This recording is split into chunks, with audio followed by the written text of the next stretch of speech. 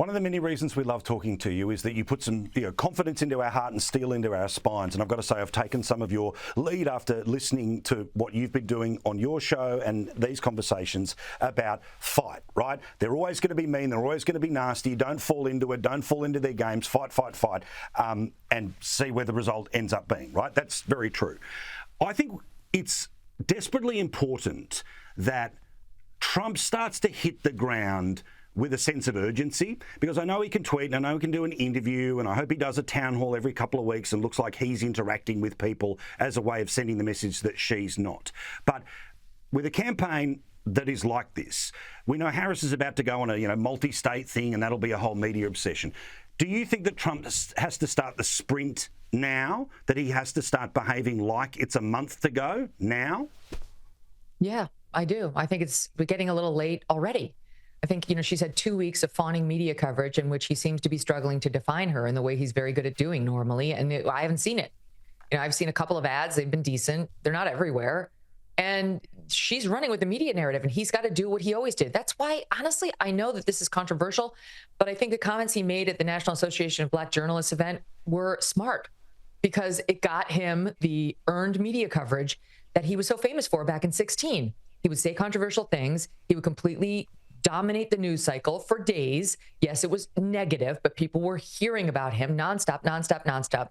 And in that message, just like we've seen in so many of the others that Trump says that are controversial, he reached a core block of his voting base that nobody else was really listening to. You've seen all these Black men post on Twitter, on elsewhere. They agreed with Trump. They don't see her as Black. They saw her touting her Indian heritage far more than her Black heritage, and they felt like they knew why. So, it's like we always are so quick to to judge Trump, and we don't know what he's being advised, what he knows that we don't know, or whether it's just instinctual. But it served him extremely well when he was running from nowhere, from the wilderness back in 2015, 2016, and all the media was universally against him. And I think he's got to go back to that. I actually think getting all of the unearned media, or the earned media coverage, is a great idea. He needs to continue with that in order to wrest the coverage back from her, because right now we really are seeing a coronation. Now, having said that, I think there have to be some smart plays in there. And attacking the very popular governor of Georgia, Brian Kemp, to settle an old personal score because you don't like that he didn't back your election claims, is not one of them. That's just stupid. It's just stupid. It's Trump's narcissism that makes that kind of a decision. And just nobody should support that. We already lost the control of the U.S. Senate to the normies because he did this after he lost, and he ruined the Georgia Senate runoff. And there's just no sense in going back over Brian Kemp. Women in Georgia who want to vote for Trump prefer Brian Kemp. Why would you do this? You've got to find a way to check your ego. But I don't know who can speak to Trump in a way that he would hear that message.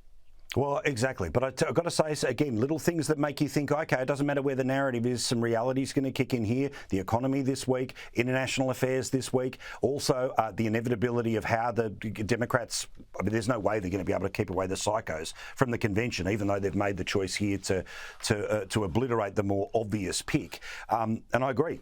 He has the capacity to make the smart decisions, but if we're going to litigate 2020, he loses 2024. And with the stakes where we are now, with this completely untested top of the ticket and this nutbag backing it up, they used to say it was the all-in election. It is now the all-in election, and the place where you must go each and every day is the Megyn Kelly Show, Sirius XM. Get it on podcast, find it on YouTube, or with us each and every week here. Megyn, enjoy the ride.